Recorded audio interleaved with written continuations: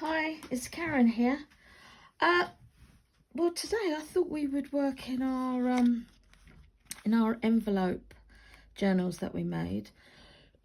Excuse me, and I'm just I don't know what it is, but I never want to paint on the first page. So I've turned a few over, and I've also put a bit of watercolour paper on the back, so in case it bleeds through.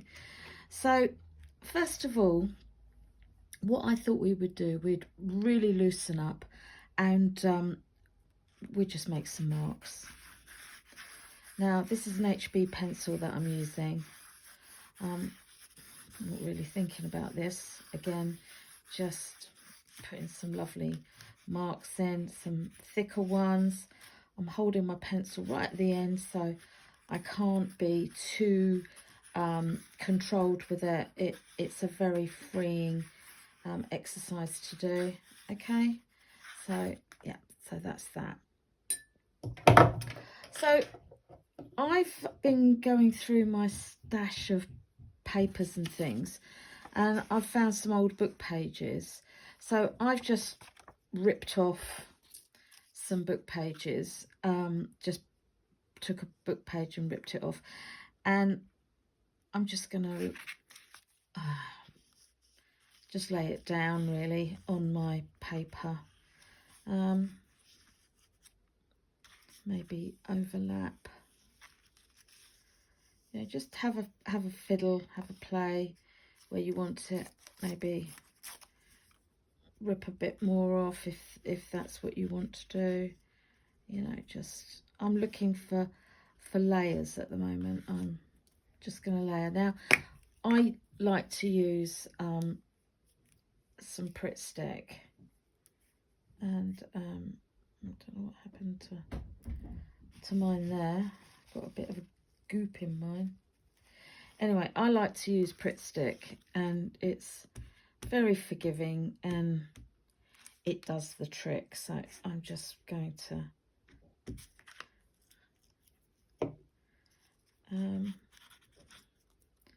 just going to pop it there. Now, don't get caught up thinking, oh, shall I put it there? Shall I put it there? You know, just be spontaneous, and you'll be really pleasantly surprised in the results that you get.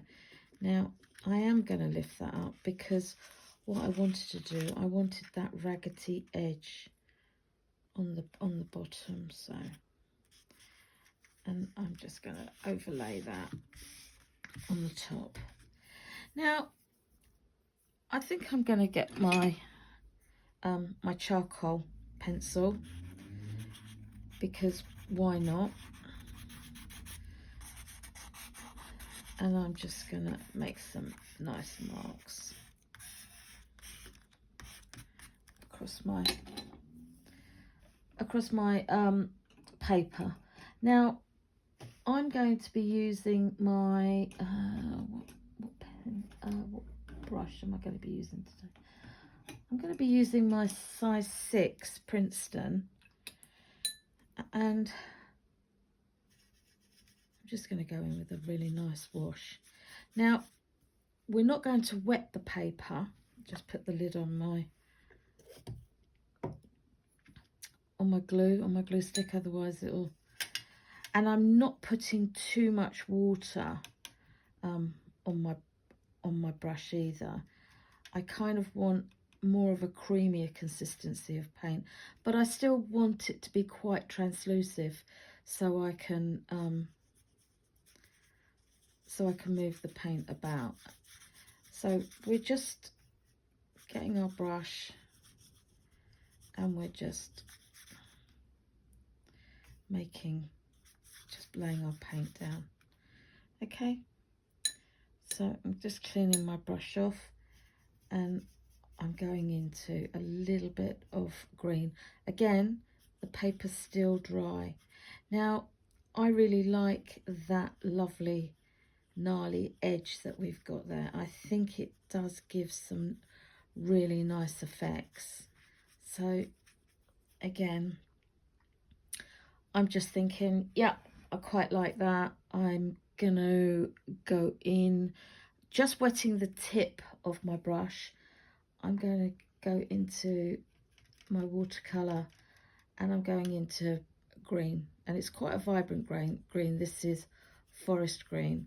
Now, again, I'm just overlapping it, and I'm just having a play, really. I'm just popping this colour down. We're not thinking about it. Once you start putting your paint down on your paper, you can, it kind of reveals what it's lending itself to.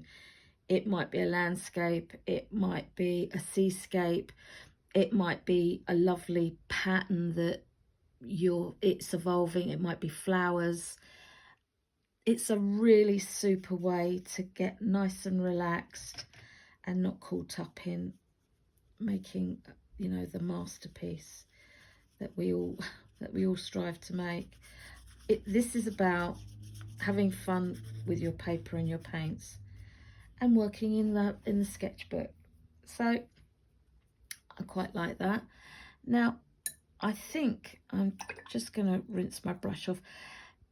Make sure that you do keep your brush not so wet, it's damp, because I think it'll enable you to go through your layers much easier. Now I'm going straight into my pan, and this is indigo blue. It's a lovely strong colour, but I just want to put some nice darks in there. Don't forget, move your brush in different directions, and don't be afraid to get into the little nooks and crannies. You know, move that up.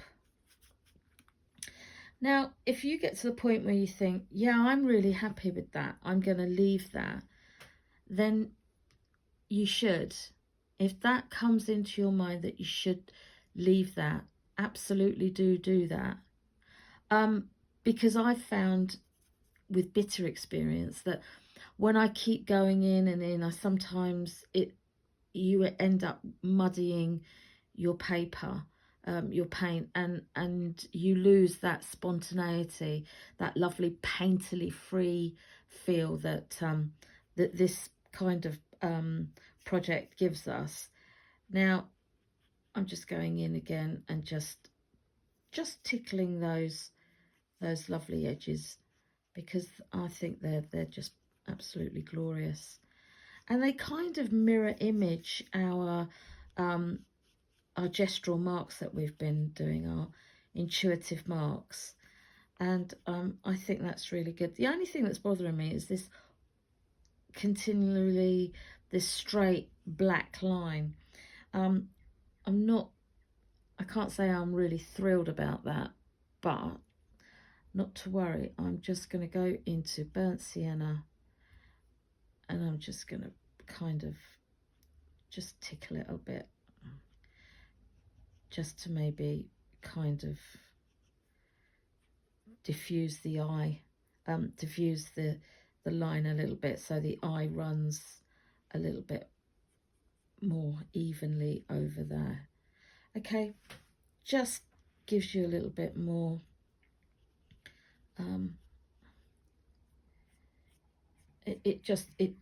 for me it just breaks the line up a little bit more. You know, if you want to put a little bit more down there, if you want to warm your sky up a little bit, absolutely. I'm going to warm it up with a little bit of well, it's a bit of a hybrid colour, really. It just takes the starkness of that white paper away, which sometimes can overpower us, can't it? I mean, but if you like the white, absolutely. I'm not going to take all the white out, because I think the white space does really work. I'm just going to clean my brush off. Now I'm going to go back in with my HB pencil. Now be very careful at this, because my paper is still quite damp, and as you can see, my paper, my paint hasn't bled through yet, so I'm really pleased about that, because I would like to use the back of this. And I'm just rubbing my pencil over. Okay. Now mine's, I think, has lent its, oh sorry, I've got a plane flying over. Mine's left it as revealed itself as a kind of landscape. So I'm going to embrace that, and I'm going to use my, if I can find it, my dagger brush, which is a very long, thin brush, also known as liner brushes. This is a 3 liner brush. Really, really nice brush to use. Now, I'm going into dark brown because I think maybe black might be a little bit too harsh. But I think I will just pick up a little bit of black, so it's kind of a very, very dark brown, really, almost brown black. So with these lovely shapes that I've got here, I'm just going to dance my brush over and let the paint run out. Okay, we're just having fun. We're not thinking about this too much. We're just having fun, making marks and letting our brush just tickle across our page. Okay. Now you can do some really nice little short flicky motion, and I hold my brush quite far up of the body of the brush, because that helps me be more spontaneous, and it is a freeing exercise. Okay. Also, you know, we can, it imprints beautifully.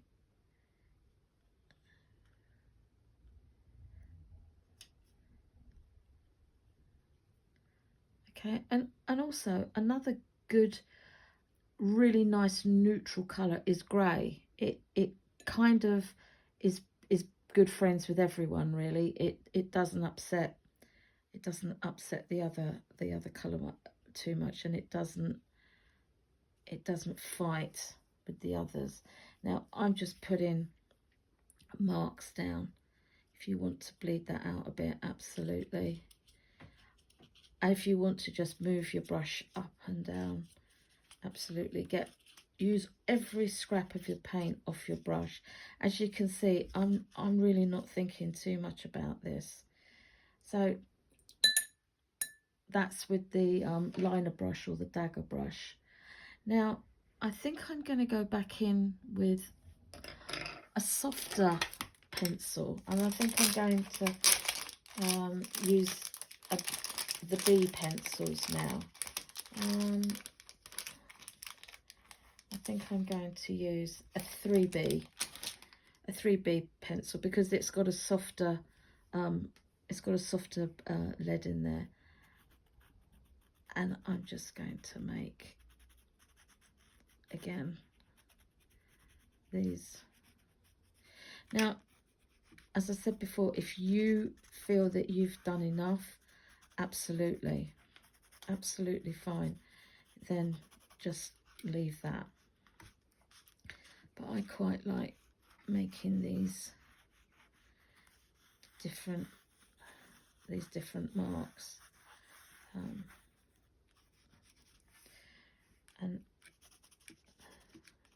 just gives us a bit of a different tonal value. Well, I'm going to leave that there, and I'm going to let this dry, and maybe when it's dried and I come back to it, I might decide to put some pen on there. But if I do, I'll switch the camera on and let you see what I do. But anyway, this is just a really lovely, freeing, intuitive painting in watercolour for your sketchbook. I do hope you give it a go. Let me know how you're getting on. Give me the thumbs up, and I hope to see you again soon. Take care. Bye.